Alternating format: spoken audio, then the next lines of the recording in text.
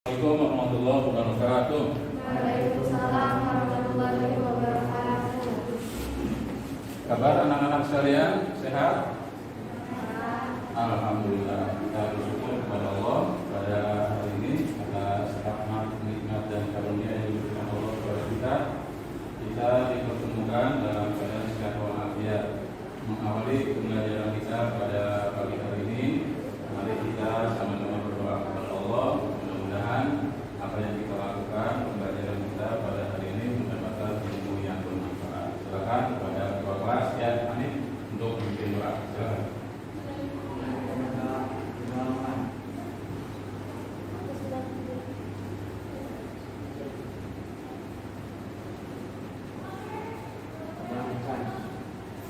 Ya, terima kasih Bapak ucapkan kepada ketua kelas yang sudah memimpin doa. Bapak minta dulu kehadiran kalian. Ini masih ada temannya yang belum hadir ya. Nah, mudah-mudahan nanti pada waktunya bisa hadir semua. Atau ada yang sakit di antara temannya? Ada. Siapa namanya yang sakit? Ya, Ardian sakit. Kita doakan ya. Mudah-mudahan cepat sembuh dan bisa kembali bersekolah seperti kalian ini. Kita baca surat Al-Fatihah untuk kesehatan teman kalian, Ardian. Mudah-mudahan diangkat penyakitnya oleh Allah Subhanahu wa taala. Al-Fatihah. A'udzubillahi minasyaitonirrajim. Bismillahirrahmanirrahim. Alhamdulillahirabbil alamin. Arrahmanirrahim. Maliki yaumiddin. Iyyaka na'budu wa iyyaka nasta'in. Ihdinas siratal mustaqim. Siratal ladzina an'amta 'alaihim ghairil maghdubi 'alaihim. Ini yang pikir ya bagus, ucapkan ya. Ini kelasnya bersih ya, sehingga kita belajar bisa lebih tenang dan nyaman. Ucapkan terima kasih ya. Nah, sekarang kita sebagaimana biasa setiap memulai pembelajaran kita melaksanakan tadarus. Silakan dibuka peristiwa-peristiwa apa saja yang terjadi pada hari kiamat. Ayo, peristiwa apa? Ya, Janti silakan. Peristiwa apa? Ya, apa? Yang kencang ya. Gunung meletus, ya itu kiamat kecil ya. Kalau gunung meletus kiamat kecil. Nah, peristiwa hari kiamat itu banyak kejadian, hancurnya alam semesta.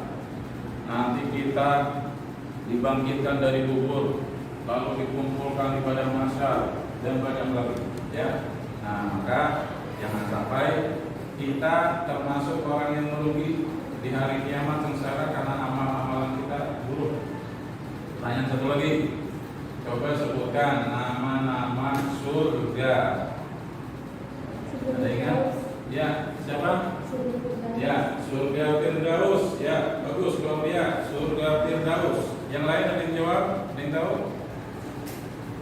Ya, surga Naim. Apa lagi? Ya, silakan Hamifah.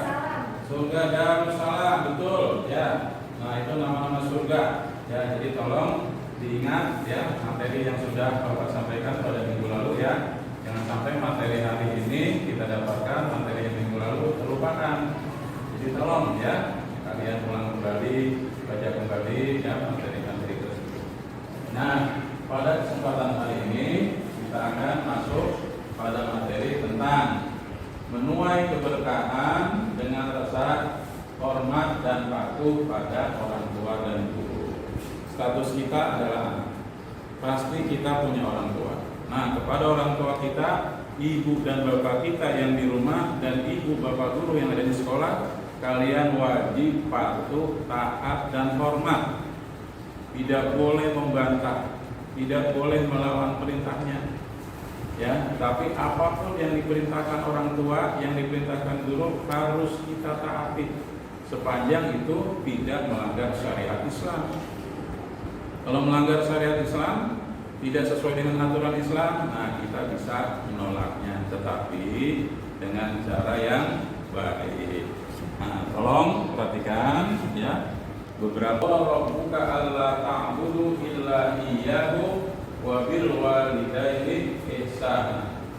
Imma yablughanna 'indakal kibara ahaduhuma aw kilahuma fala taqul lahumā uff wa la tanharhumā wa qul lahuma qaulan karima. Nah, ini perintah untuk taat, berbakti, hormat kepada orang tua.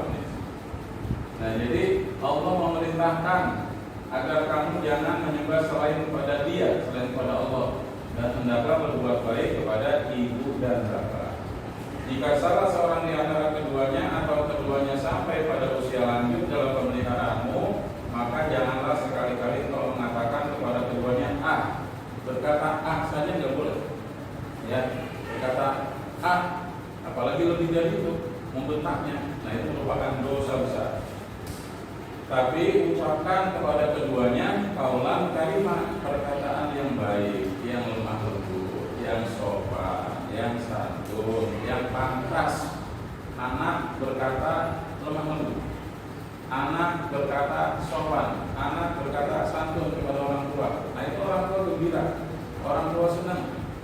Dan anak seperti itu pasti akan didoakan oleh orang tuanya. Ya. Nah, kemudian surah Luqman surah 31 ayat 14 ya. Wawassayna al-insana biwalidayhi hamalathu ummuhu wahnan 'ala wahni wa fisaluhu fi 'amaini an ishkur li wa liwalidayka ilayya al-masir. Nah, jadi ibu kita itu telah mengandung kita wahnan 'ala wahnin, lemah yang bertambah lemah. Berapa lama? Nah, itu sampai 9 bulan 10 hari. Bahkan ada yang 4 tahun dalam kandungan. Seperti Imam Syafi'i, 4 tahun dalam kandungan. Ya, jadi begitu susahnya orang tua kita mengandung kita. Nah, maka jangan pernah mendurhakai ibu kita. Nah, berikut tolong perhatikan tayangan video ini ya. Perhatikan, simak baik-baik. Karena di sini banyak mutiara hikmah, nasihat-nasihat yang berharga ya untuk kita teladani. Ya, nanti yang penting kalian langsung. Bismillah walhamdulillah wassalatu wassalamu ala Rasulillah amma ba'du.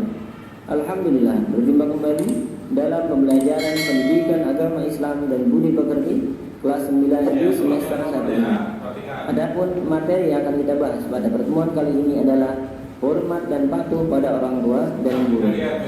Langsung saja kita masuk ke pembahasan. Yang pertama adalah tentang hormat dan patuh pada orang tua, meliputi hormat dan patuh pada orang tua dalam Islam, hormat dan patuh pada orang tua dalam keseharian, serta hikmah perilaku hormat dan patuh pada orang tua dalam keseharian.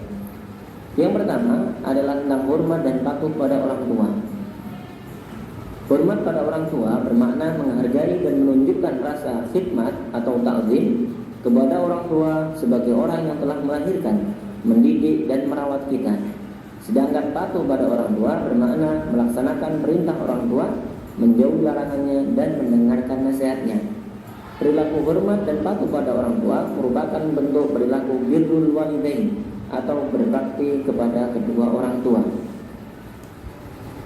Adapun dalil perintah hormat dan patuh pada orang tua, diantaranya yang pertama firman Allah dalam Quran surah Al-Isra surah ke-17 ayat 23. A'udzu billahi minasy syaithanir rajim. Wa qada rabbuka alla ta'budu illa iyyahu wa bil walidayni ihsana. إما يبلغن عندك الكبر أحدهما أو كلاهما فلا تقل لهما أف ولا تنهرهما وقل لهما قولا كريما. Artinya, dan Tuhanmu telah memerintahkan agar kamu jangan menyembah selain Dia dan hendaklah berbuat baik kepada ibu bapa. Jika salah seorang di antara keduanya atau kedua-duanya sampai berusia lanjut dalam pemeliharaanmu, maka sekali-kali janganlah engkau mengatakan kepada keduanya perkataan ah, dan janganlah engkau membentak keduanya, dan ucapkanlah kepada keduanya perkataan yang baik. Kandungan yang tersebut, yang pertama, perintah Allah kepada setiap anak untuk menghormati kedua orang tua dengan berbuat baik. Yang kedua, di antara cara menghormati kedua orang tua adalah dengan berkata sopan dan santun, tidak berkata kasar, bahkan berkata-kata ah. Yang ketiga, larangan Allah kepada manusia untuk membentak atau melakukan tindakan yang dapat menyakiti hati dan perasaan orang tua. Yang kedua adalah firman Allah dalam Quran surah Luqman, surah ke-31 ayat 14. A'udzu billahi minasy syaithanir rajim. Wa wassaynal insana biwalidayhi hamalathu ummuhu wahnan 'ala wahnin wa fisaluhu fi 'amaini an ishkurni wa liwalidayhi ilayyal masir. Artinya, dan kami perintahkan kepada manusia agar berbuat baik kepada kedua orang tuanya. Ibunya telah mengandungnya dalam keadaan lemah yang bertambah-tambah dan menyapihnya dalam usia 2 tahun.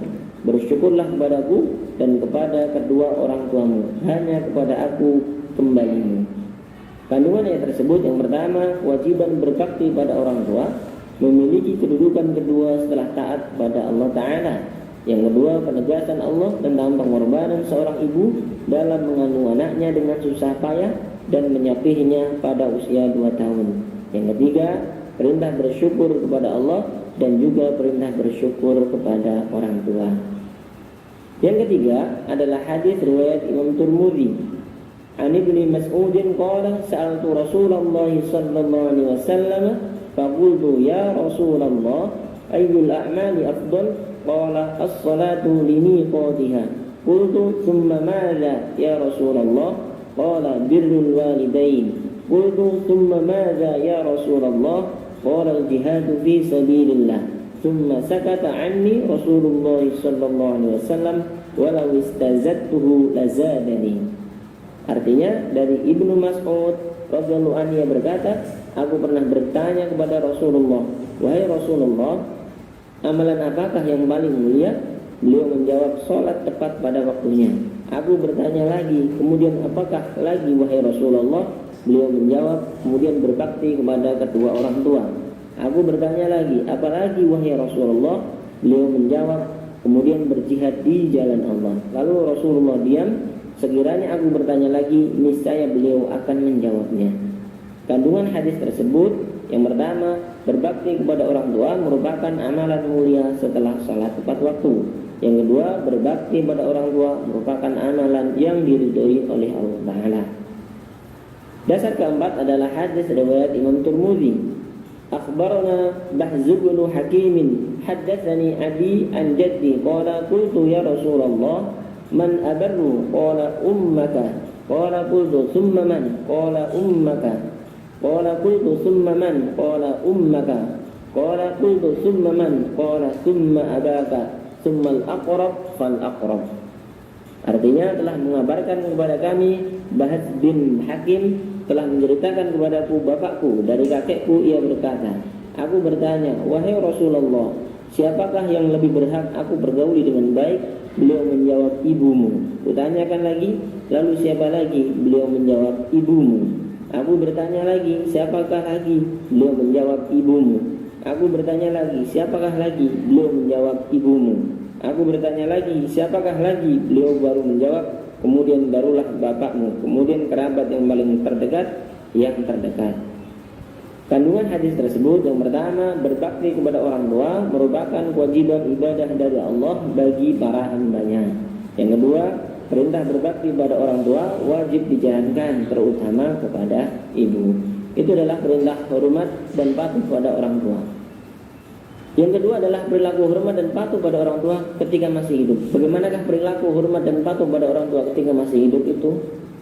Yang pertama, bertutur kata sopan dan santun serta lembut kepada orang tua. Sebagai seorang anak, kita harus menghargai, menghormati orang tua dengan berkata yang sopan dan santun serta lembut, tidak membentak apalagi menyakiti perasaan orang tua. Yang kedua, menaati dan melaksanakan perintah orang tua selama tidak bertentangan dengan syariat Islam. Ketika sudah bertentangan syariat Islam, maka tidak ada kewajiban bagi kita untuk melaksanakan perintah orang tua tersebut. Yang ketiga, senantiasa meminta izin dan doa restu dari orang tua. Keberhasilan seorang anak itu tergantung pada doa dan restu orang tuanya.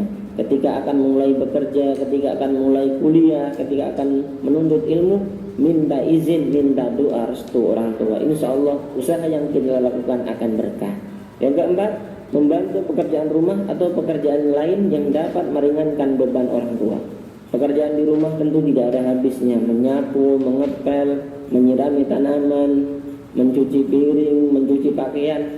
Sebagai seorang anak yang berbakti pada orang tua, maka kita bantu sebisa kita laksanakan pekerjaan rumah meringankan beban orang tua. Yang kelima, merawat kedua orang tua kita saat beliau sakit atau ketika sudah lanjut usia.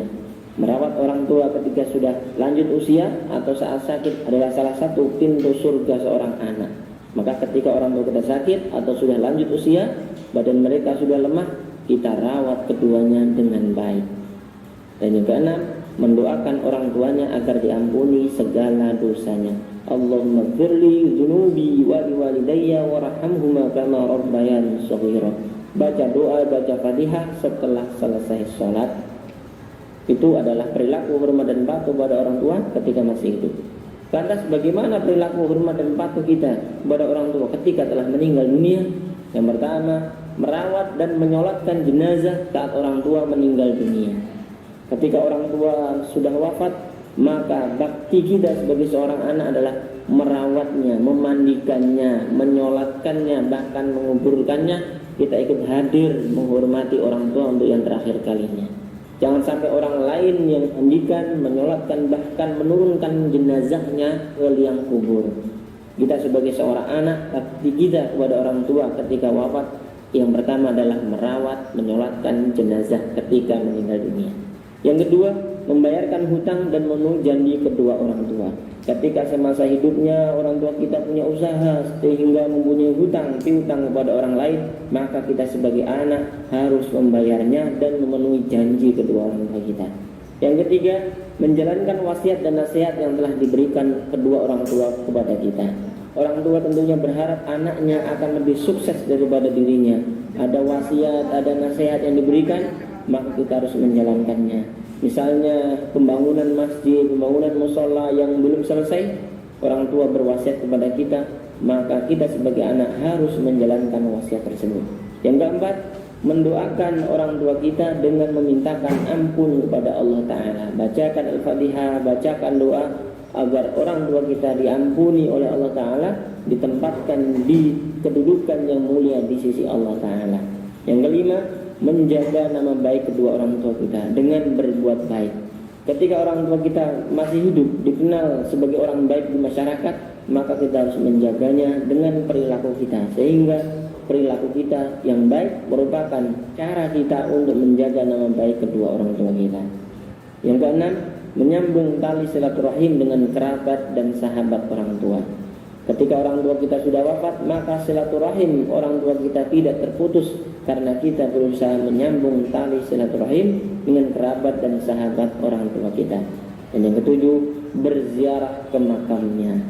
Tidak hanya ketika Idul Fitri, tidak hanya ketika Idul Adha, tetapi ketika hari Kamis, hari Jumat, kita sempatkan untuk berziarah ke makam orang tua kita, mendoakan orang tua kita. Itu adalah perilaku hormat dan patuh pada orang tua ketika telah meninggal dunia. Adapun hikmah perilaku hormat dan patuh pada orang tua diantaranya adalah yang pertama, berbakti pada orang tua dapat menjadi wasilah untuk memperoleh keridhaan Allah Ta'ala. Ridhullahi fi ridhul walidain wa sukhtullahi fi sukhtil walidain. Ridho Allah ada pada keridhaan kedua orang tua, dan murka Allah ada pada murka kedua orang tua kita. Yang kedua, hormat dan patuh pada orang tua bisa menjadi kunci bagi kita untuk masuk ke dalam surga. Ketika orang tua kita sudah sakit, sudah lanjut usia, badannya lemah, kita merawat mereka, kita meringankan bebannya, maka hal itu bisa menjadi jalan bagi kita untuk masuk ke dalam surganya Allah Ta'ala. Yang ketiga, berbakti pada orang tua setara dengan jihad. Kita tidak perlu jihad ke Palestina, kita tidak perlu jihad ke Afghanistan, ke Syria, ke Mindanao, ke Rohingya, tidak perlu. Ada tempat jihad kita di rumah, yaitu berbakti pada orang tua kita. Yang keempat, orang yang berbakti pada orang tua akan dimudahkan dalam segala urusannya, baik urusan dunia maupun urusan akhirat.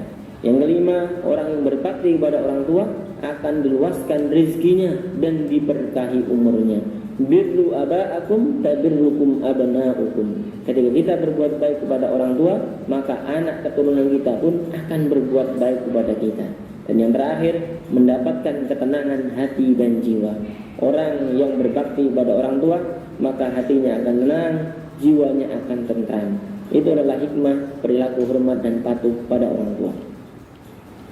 Yang kedua adalah hormat dan patuh pada guru, yaitu hormat dan patuh pada guru dalam Islam, hormat dan patuh pada guru dalam keseharian, serta hikmah perilaku hormat dan patuh pada guru dalam keseharian. Yang pertama adalah tentang guru. Guru secara bahasa, menurut Kamus Besar Bahasa Indonesia, adalah orang yang profesinya mengajar. Jadi setiap orang yang mengajar itu adalah guru. Menurut istilah, guru adalah orang yang berilmu dan mengajarkan ilmunya kepada orang lain.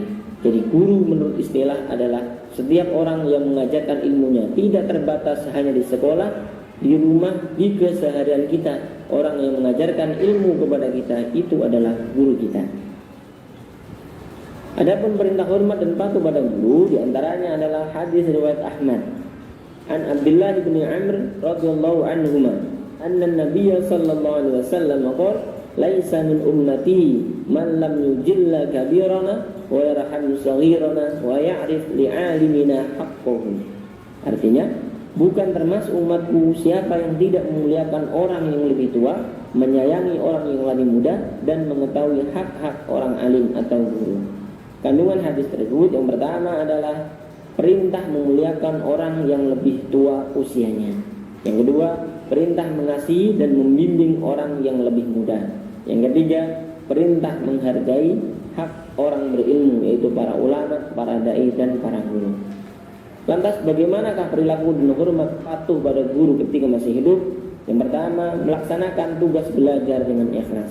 Ketika kita belajar mencari ilmu pada guru kita, maka tugas-tugas yang diberikan oleh guru kita jalankan dengan ikhlas. Yang kedua, taat dan patuh terhadap perintah guru selama tidak bertentangan dengan syariat Islam. Ketika sudah bertentangan dengan syariat Islam, maka tidak ada kewajiban bagi kita untuk taat dan patuh pada perintahnya.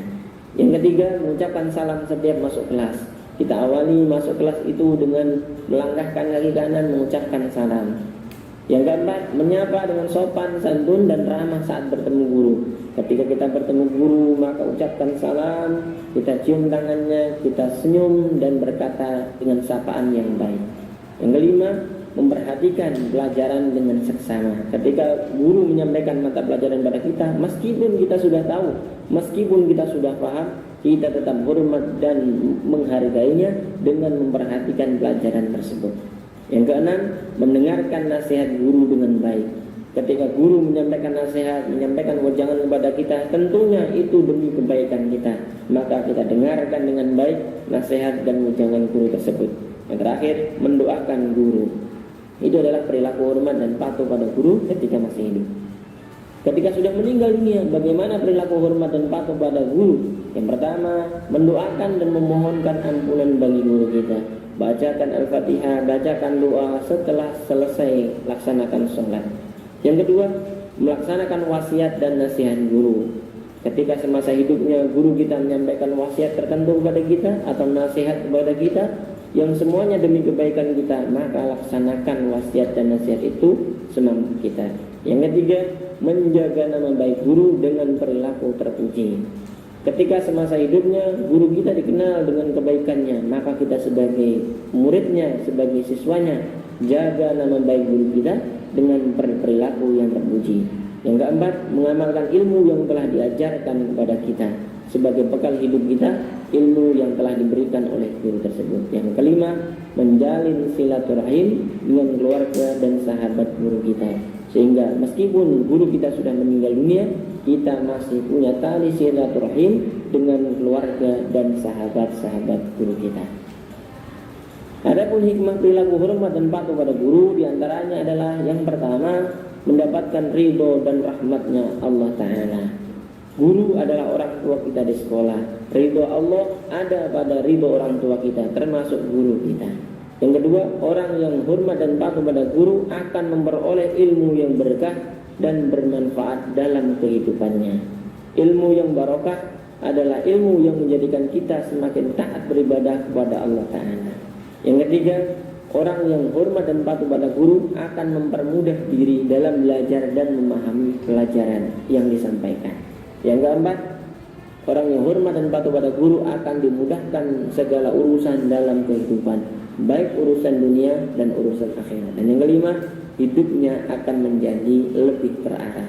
Itu adalah hikmah perilaku dan hormat dan patuh pada guru. Alhamdulillah, selesai pembahasan kita di pertemuan kali ini. Semoga para siswa sekalian, tadi kalian sudah menyaksikan ya video tentang berbakti, hormat dan patuh kepada orang tua dan guru. Nah, maka dari tayangan tadi Bapak mengharapkan kita sebagai anak wajib patuh, hormat dan taat kepada kedua orang tua dan guru. Karena ridho Allah tergantung bagaimana ridho orang tua, dan murka Allah tergantung bagaimana kemurkaan kedua orang tua. Maka taatilah orang tua kalian, ya, supaya mendapatkan ridho dari orang tua, supaya hidup kita dimudahkan, digampangkan, semua urusan kita dilancarkan, ya. Nah, maka bekal dan modal utama dalam hidup ini diantaranya adalah patuh dan hormat kepada kedua orang tua dan guru. Nah, sekarang kita lihat salah satu contoh anak yang begitu berbakti kepada orang tua. Mari sama-sama kita simak ya video berikut ini. Mudah-mudahan kita mendapatkan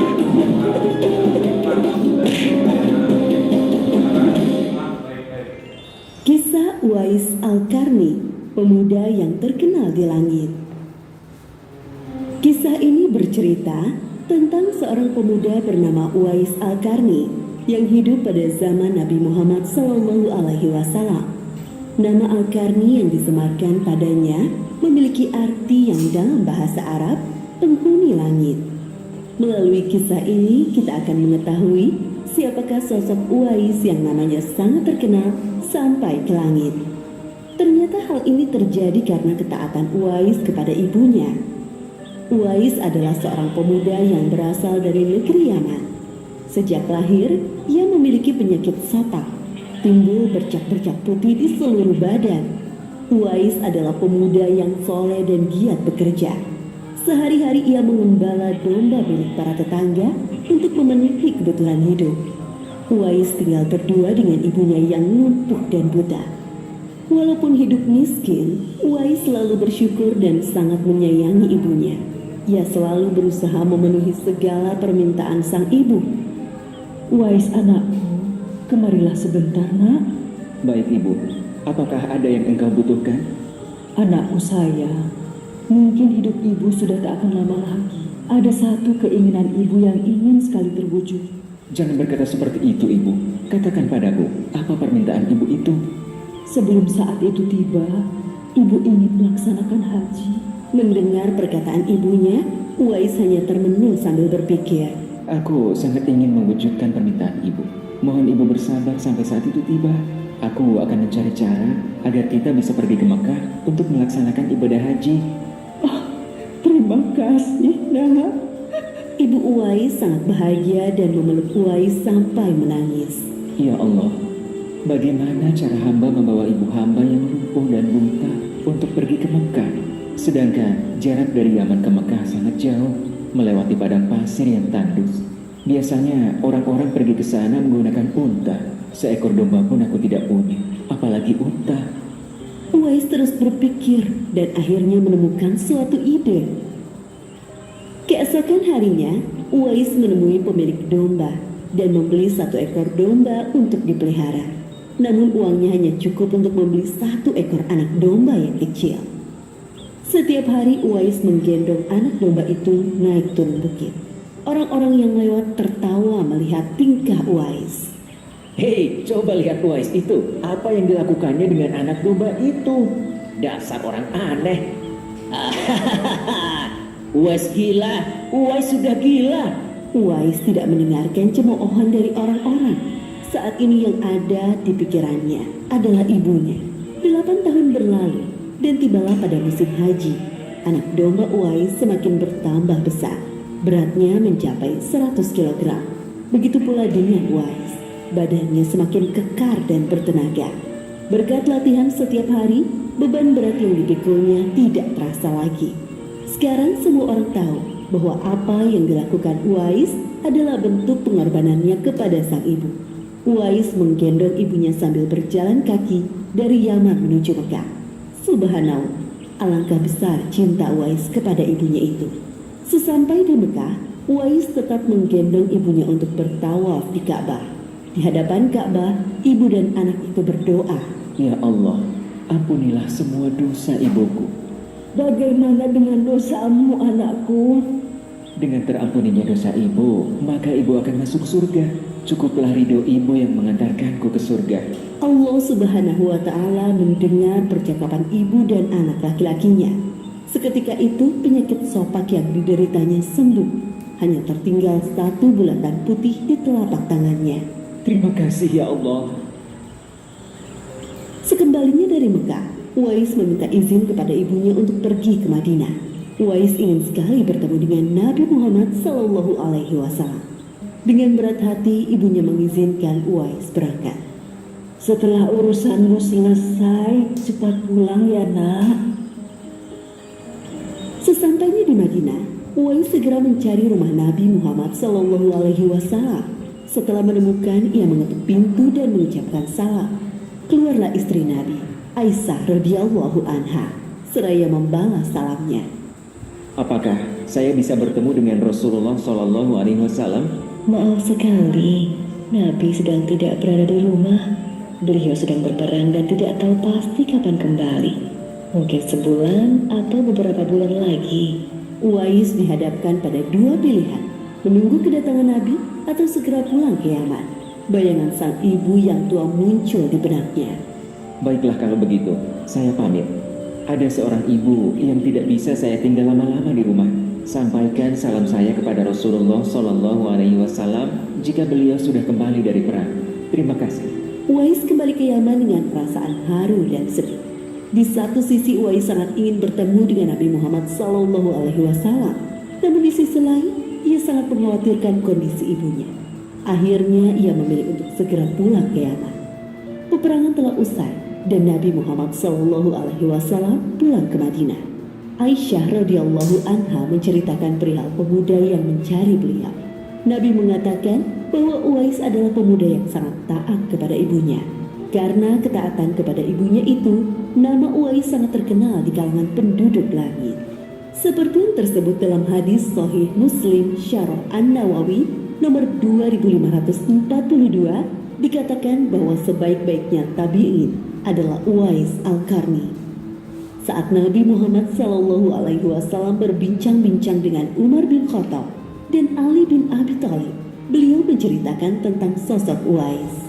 Apabila kalian bertemu dengan Uwais, mintalah doa dan istighfar kepadanya. Dia adalah penghuni langit. Perhatikan di telapak tangannya ada tanda berwarna putih. Dulu sejak lahir ia menderita penyakit sopak. Namun atas kesalehan dan ketaatan kepada ibunya, Allah Subhanahu wa Ta'ala menyembuhkan penyakitnya.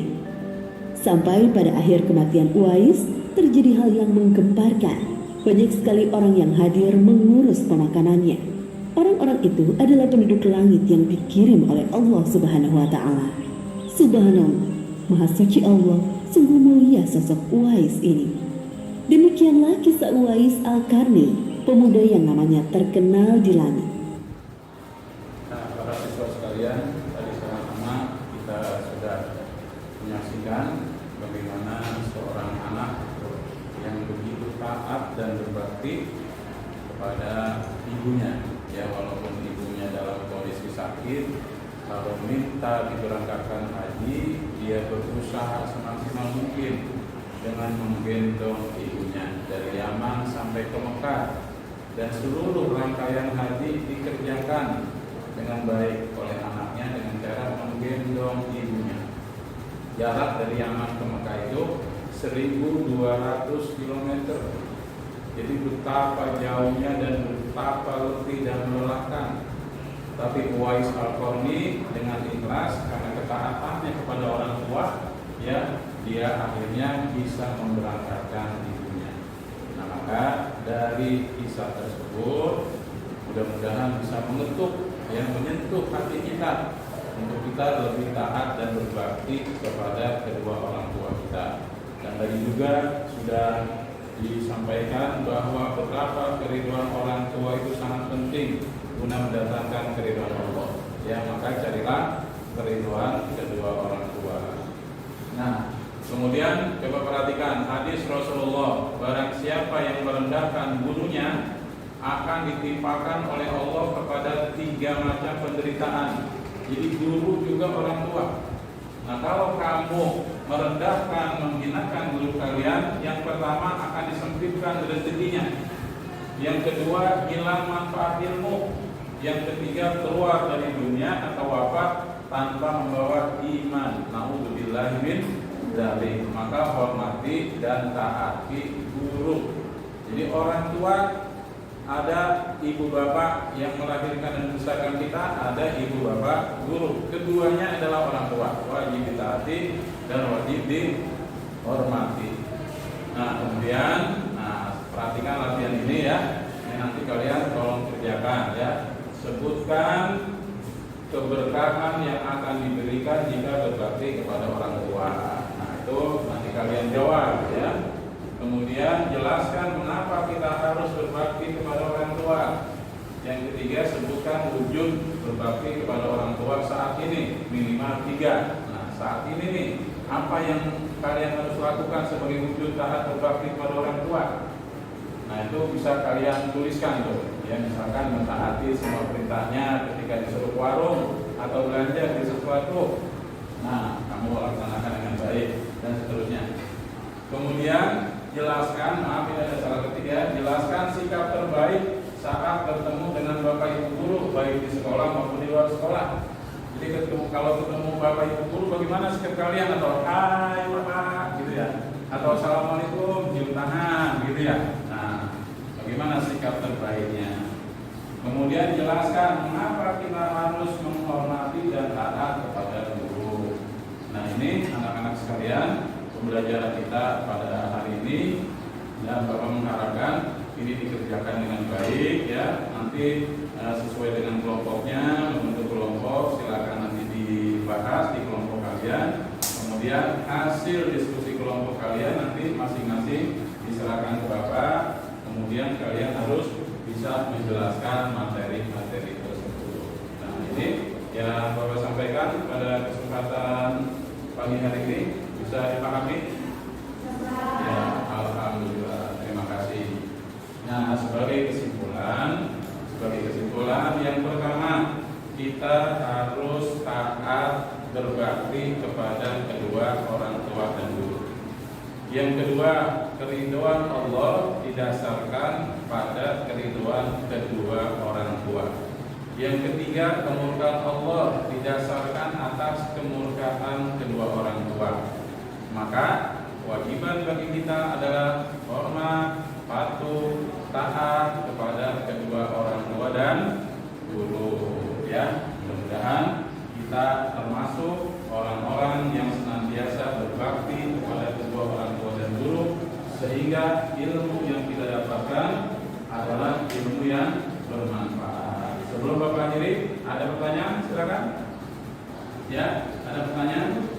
Ya, kami Pak, silakan. Enggak ada? Ya. Buat ada pertanyaan, Bang? Enggak, paham ya? Baik, kalau sudah paham ada?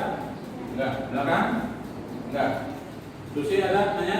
Enggak. Ya, alhamdulillah. Berarti pembelajaran hari ini sudah jelas ya, bisa dipahami dengan baik. Ya, kita tutup pembelajaran hari ini dengan pembacaan doa karena waktunya juga sudah selesai. Silakan Ketua Kelas Kanif untuk memimpin doa. Mulai.